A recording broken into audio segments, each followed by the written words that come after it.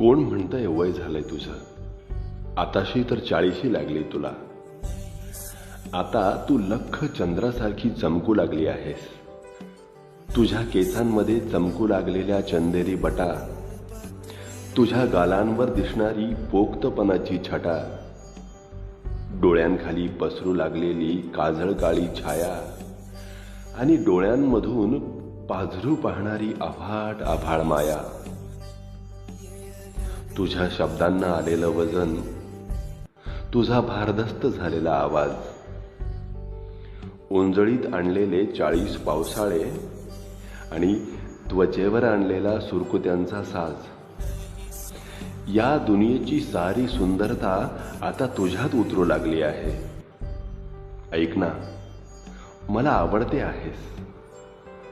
मला आवडते आहेस तू, आधीपेक्षाही जास्त.